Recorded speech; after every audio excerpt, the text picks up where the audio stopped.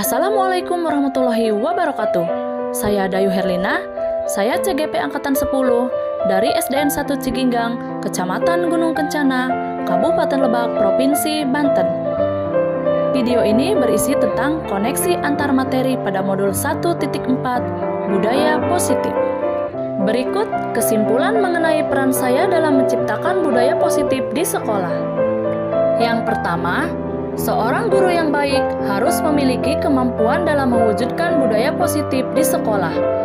Budaya positif tersebut dapat dijalankan dengan menerapkan konsep-konsep inti seperti disiplin positif, memahami motivasi perilaku manusia berkaitan dengan hukuman dan penghargaan, posisi kontrol seorang guru, pembuatan keyakinan sekolah atau keyakinan kelas, dan penerapan segitiga restitusi dalam penyelesaian masalah. Disiplin positif merupakan cara penerapan disiplin yang mengajarkan anak bertanggung jawab dan menumbuhkan kesadaran diri berdasarkan nilai-nilai kebijakan. Disiplin positif lebih ke arah disiplin diri yang dapat mengontrol diri dalam melakukan segala tindakan.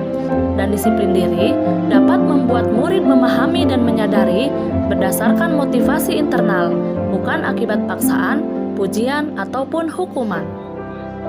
Yang kedua, guru harus memahami motivasi perilaku manusia, yakni untuk menghindari ketidaknyamanan atau hukuman, untuk mendapatkan imbalan atau penghargaan dari orang lain, dan untuk menjadi orang yang mereka inginkan dan menghargai diri sendiri dengan nilai-nilai yang mereka percaya. Yang kedua, guru harus memahami motivasi perilaku manusia, yaitu untuk menghindari ketidaknyamanan atau hukuman, untuk mendapatkan imbalan atau penghargaan dari orang lain, atau untuk menjadi orang yang mereka inginkan dan menghargai dirinya sendiri dengan nilai-nilai yang mereka percaya. Dan saat guru memahami ketiga perilaku manusia, maka guru dapat memilih motivasi perilaku apa yang ada pada diri murid. Jika murid memiliki motivasi untuk menghindari ketidaknyamanan atau hukuman, dan untuk mendapatkan imbalan atau penghargaan dari orang lain, maka motivasi yang ada pada diri murid yaitu berasal dari motivasi eksternal, sehingga guru harus mendapatkan motivasi internal untuk menjadi orang yang mereka inginkan dan menghargai dirinya sendiri dengan nilai-nilai yang mereka percaya. Dan sebaiknya hindari hukuman dan pemberian penghargaan berlebihan agar meminimalisir motivasi eksternal dalam diri murid. Yang ketiga, posisi kontrol seorang guru. Terdapat 5 posisi kontrol seorang guru, yakni 1. Penghukum, 2. Pembuat merasa bersalah, 3. Teman, 4. Pemantau, dan 5. Manajer. Di antara kelima posisi kontrol tadi, sebaiknya seorang guru menggunakan posisi kontrol sebagai manajer. Yang pertama, guru berbuat sesuatu bersama murid, mempersilahkan murid mempertanggungjawabkan perilakunya, dan mendukung murid agar dapat menemukan solusi atas permasalahannya sendiri. Dan yang kedua, posisi manajer mengacu pada restitusi yang dapat menjadikan murid sebagai manajer bagi dirinya sendiri, sehingga terciptanya identitas positif atau berhasil pada diri murid. Keyakinan sekolah atau kelas. Guru berperan dalam mewujudkan terbentuknya keyakinan sekolah atau kelas dengan adanya kesepakatan antara murid dan guru. Keyakinan sekolah atau kelas berupa pertanyaan universal yang mudah diingat, dipahami, dan harus diterapkan dalam lingkungan sekolah. Dan yang kelima, penerapan segitiga restitusi dalam penyelesaian masalah. Guru yang berperan sebagai manajer menggunakan segitiga restitusi dalam penyelesaian masalah melalui 3 tahapan, yaitu menstabilkan identitas, validasi tindakan yang salah, dan menanyakan keyakinan.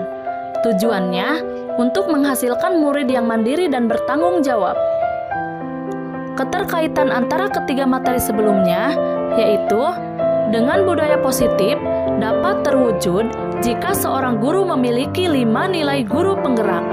Di antaranya, berpihak pada murid, mandiri, reflektif, kolaboratif, dan inovatif. Budaya positif dapat terwujud dengan mendorong kolaborasi antara semua warga sekolah, dengan adanya keyakinan sekolah yang harus disepakati dan dijalankan bersama.